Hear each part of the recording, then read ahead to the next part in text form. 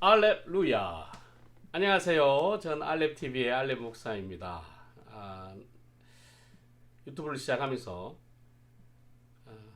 목회에 힘들어 하시는 분들 도와주려고 지금 이렇게 채널을 열었는데, 자, 첫 번째로 나는 왜 안 될까 시리즈 첫 번째 주제 설교입니다.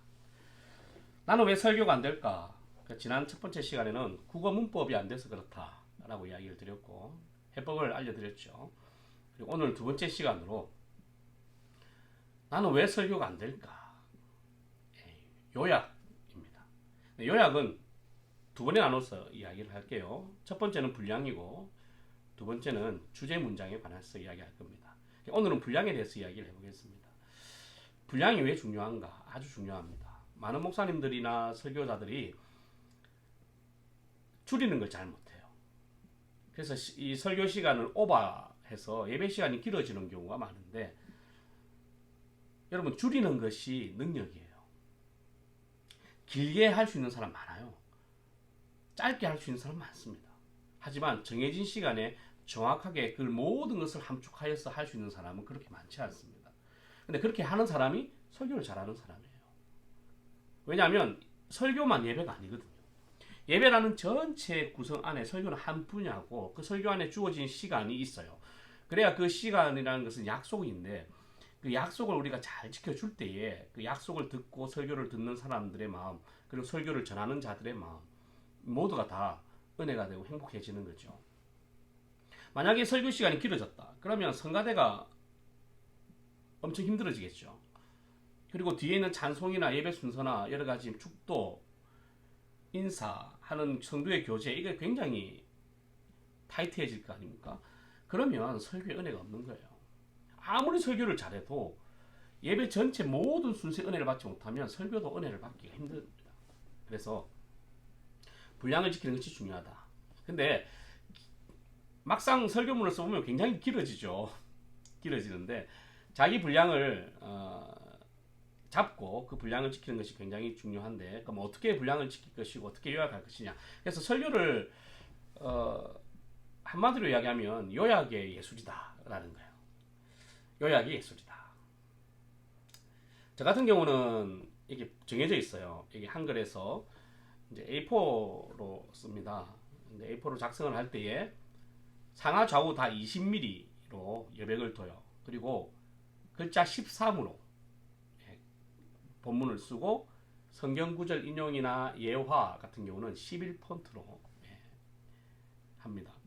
그렇게 하면 줄간은 130이고요. 그렇게 하면 9페이지에서 10페이지 정도가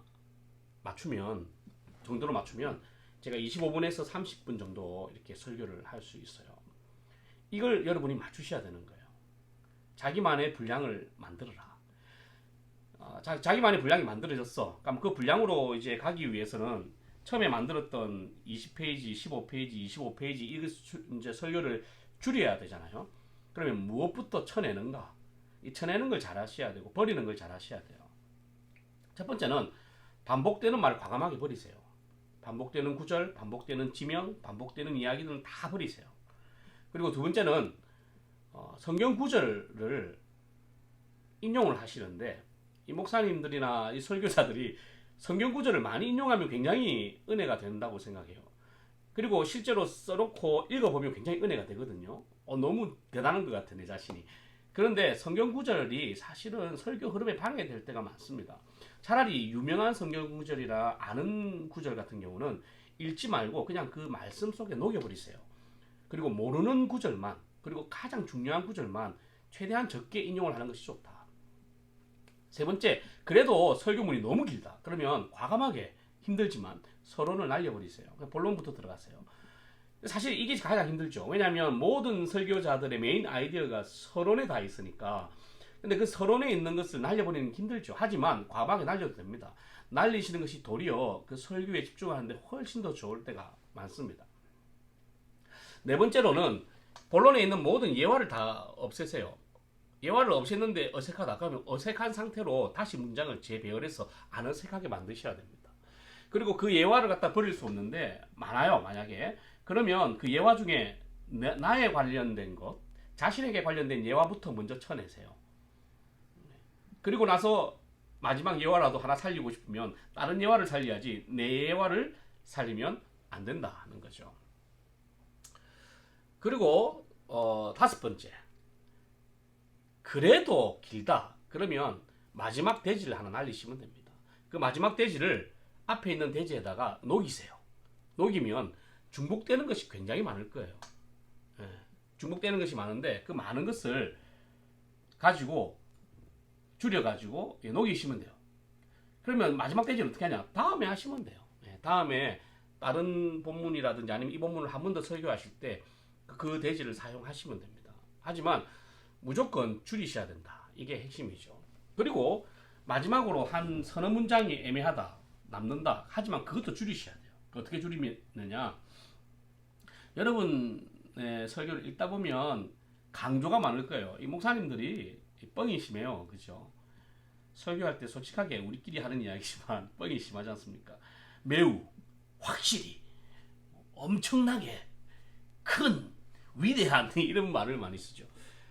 하나님께 쓰는 것은 괜찮은데 적용할 때라든지 이런 거 보면 엄청 강조를 많이 하세요. 예. 강조는 최소한으로 하는 것이 진짜 강조죠.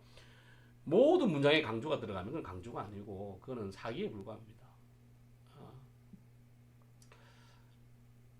강조를 지워라. 예. 강조를 최소한으로 해라. 그리고 강조로 하는 형용사만 다 지워도 설교가 굉장히 깔끔해지고요. 많이 줄일 수가 있습니다. 이렇게 하면 여러분도 모르게 설교가 깔끔해지고 군더더기가 없어지고 서론, 본론, 결론이 명확해지는 것을 느끼게 되실 거예요.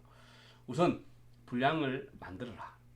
지금까지 처음 이제 원고를 작성할 때 엄청나게 긴 것을 자신의 분량을 체크하고 그 분량을 만든 그 분량만큼 최대한으로 줄여라. 그러니까 줄일 때 무엇부터 어떤 순서대로 줄이느냐 거기에 대해서 오늘 말씀을 드렸습니다. 분량과 시간만 잘 지켜줘도 설교하는 사람과 설교 듣는 모든 사람이 은혜를 받을 것이고 이것을 잘 지켜주시면 여러분의 설교가 달라져 있을 겁니다. 알렐루야.